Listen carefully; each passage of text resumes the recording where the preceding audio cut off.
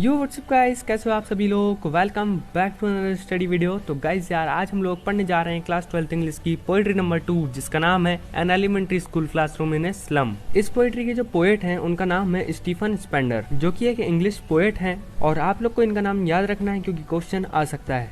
इन्होंने इस पोएम में हमें बताया है कि जो स्लम्स में बच्चे होते हैं, स्टूडेंट्स होते हैं, उनकी लाइफ कितनी ही ज़्यादा बेकार होती है, पॉवर्टी वाली होती है, और वो सभी माल न्यूट्रिशन होते हैं, यानी कि उन्हें ढंग से खाना भी नहीं मिलता है।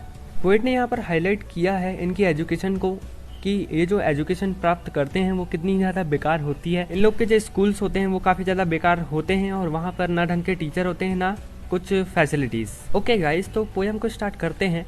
स्टार्टिंग में ही लिखा हुआ है, far far from gusty waves these children's faces. इसका मीनिंग ये हुआ कि वो जो चिल्ड्रंस थे वो इंजॉयबल लाइफ से काफ़ी ज़्यादा दूर थे, एंड ये जो चिल्ड्रन थे इनके जो फेसेस थे वो काफ़ी ज़्यादा डल थे, और बिल्कुल भी उत्साह उनके फेसेस में नहीं दिख रहा था, बिल्कुल एनर्जी उनके फेस पे नहीं दिख रही थी। उनके जो फेसेस थे वो काफ़ी ज़्यादा थके हुए लग रहे थे। ऐसा इसलिए था क्योंकि उन्हें ढंग से खाना नहीं मिलता था, और वो लोग माल न्यूट्रिशन भी थे।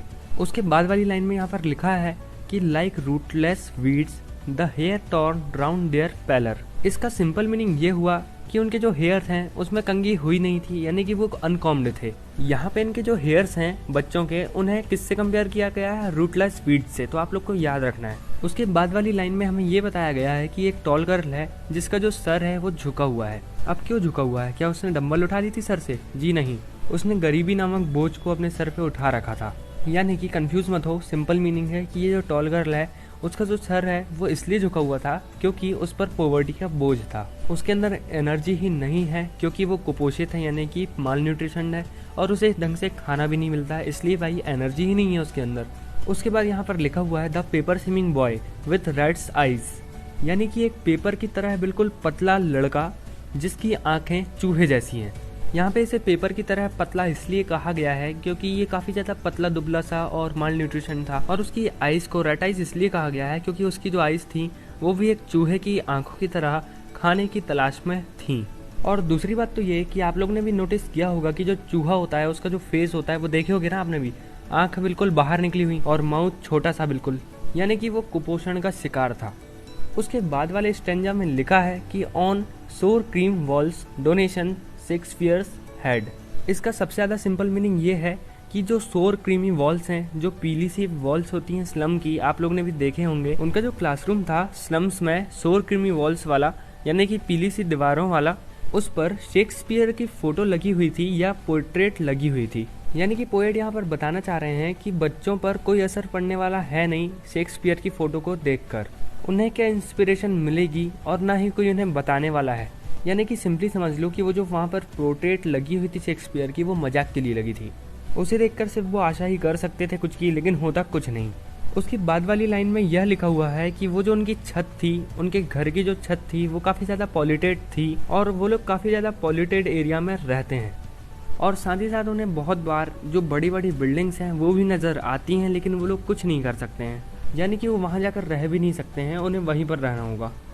उसके बाद लिखा हुआ है belled flowery Tyrolese valley open handed map awarding the world its world. इसका मीनिंग ये हुआ कि वो लोग वहाँ से बाहर निकल ही नहीं सकते, और ना ही वो कभी वर्ल्ड की ब्यूटी को एक्सप्लोर कर सकते हैं।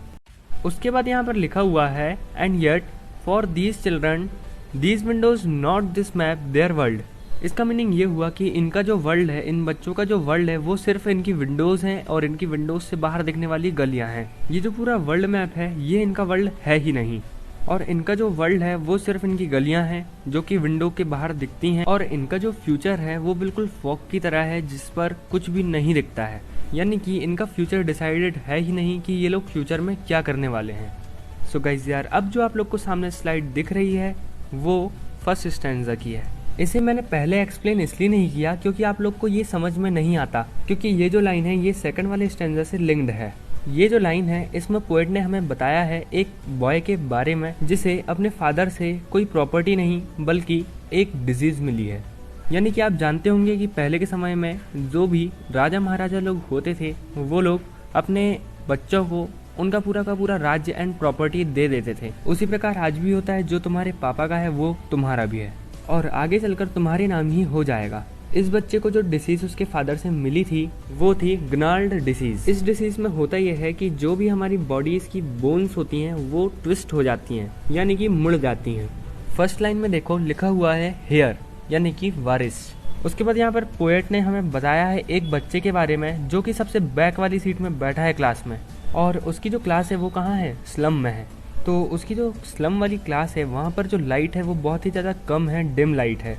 और पोएट यहाँ पर बता रहे हैं कि वो जो बच्चा है वो कुछ गहरे सपनों में खोया हुआ था, और उसके लिए यहाँ पर पोएट ने वर्ड यूज़ किया है स्वीट एंड यंग। यानी कि सोचो पोएट ने अब जाके किसी को अच्छा बताया है यहाँ पर स्वीट एंड यंग।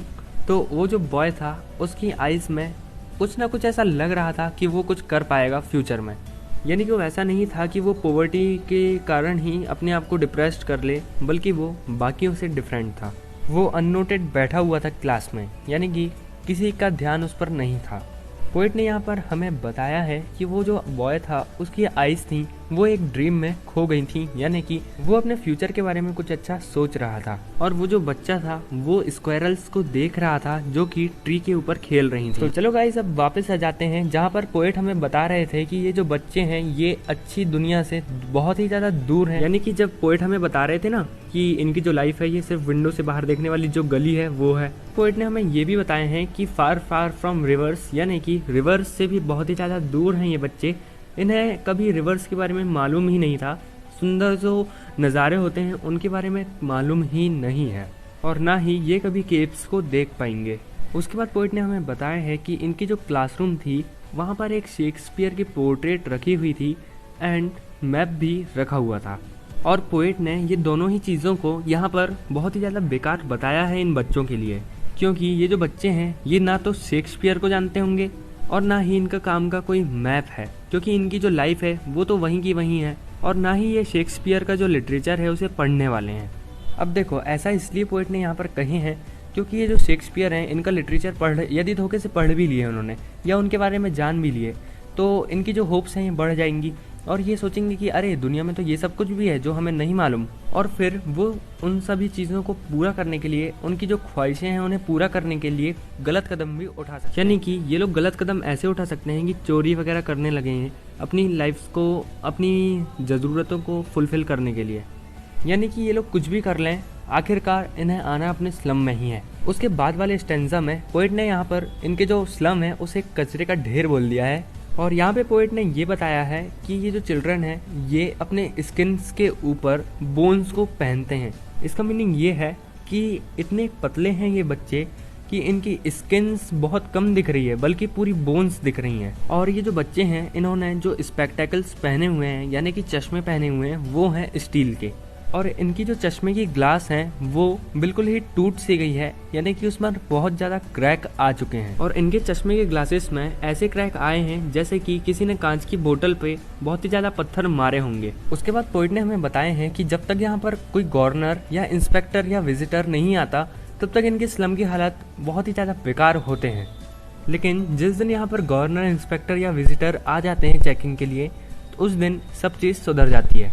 उसके बाद ये जो अगली लाइन है वो काफ़ी ज़्यादा कंफ्यूजिंग नहीं है यदि तुम ध्यान से सुनोगे तो। फिर जब ये बच्चे बाहर की दुनिया को देखते हैं मैप में तब इन लोग को समझ में आता है कि ऐसा भी कुछ है, लेकिन फिर जब वो लोग देखना चाहते हैं कि ये है क्या तभी वो जो विंडो है वो क्लोज हो जाती है। फिर यहाँ पर लिखा हुआ है कैटाकॉम्स, यानी कि कब्रें जो खुद ही रहती है ना ज़मीन के अंदर वो, तो इनके स्लम्स को कब्रें यहाँ पर कहा गया है, यानी कि कैटाकॉम्स, क्योंकि जब भी ये बाहर देखना चाहते हैं तभी इनकी जो विंडो है वो क्लोज हो जाती है। और ये बच्चे कैटाकॉम्स की तरह ही यहाँ पर उनके स्लम्स में बंधे रहते हैं। इस पोइट्री की एंड में जो पोएट हैं उन्होंने हैप्पीनेस वाला दिखाया है, यानी कि वो कहते हैं कि ये जो बच्चे हैं ये एक ना एक दिन ये जो जंजीरों में बंधे हुए हैं उससे मुक्त जरूर होंगे स्लम के, और ये सभी बच्चे खुशी से जाकर ग्रीन फील्ड्स को एंजॉय करेंगे और गोल्डन सैंड को भी एंजॉय करेंगे। लेकिन सबसे बड़ा सवाल तो यही था कि ये स्लम से बाहर आएंगे कैसे, तो यहाँ पर पोएट ने हमें उसका आंसर भी दे दिया है। यदि इन बच्चों को स्लम्स के बाहर लाना है तो इनके हाथों में बुक्स पकड़ानी होगी और इन्हें एजुकेट करना होगा। यदि ये लोग एक बार एजुकेट हो गए, अवेयर हो गए, तो ये लोग अपने आप ही स्लम से बाहर आ जाएंगे। यानी कि पॉवर्टी से बाहर निकलने की एकमात्र होप है एजुकेशन। लास्ट में जो पोएट हैं उन्होंने सन इसलिए कहा है क्योंकि वो सन से एजुकेशन को डिपिक्ट करना चाह रहे हैं। तो गाइस यार यहाँ पे हमारी जो पोएम है वो एंड हो चुकी है और आशा है आप लोग को ये जो वीडियो है ये बहुत ही ज़्यादा अच्छी लगी होगी, एक्सप्लेनेशन समझ आया होगा। डिस्क्रिप्शन में काफ़ी सारी लिंक्स आपका वेट कर रही हैं बाकी चैप्टर्स की, तो जाओ जाकर उनसे भी मिल लो। तो चैनल को सब्सक्राइब जरूर करना और वीडियो को लाइक जरूर करना और शेयर भी कर देना अपने फ्रेंड्स से।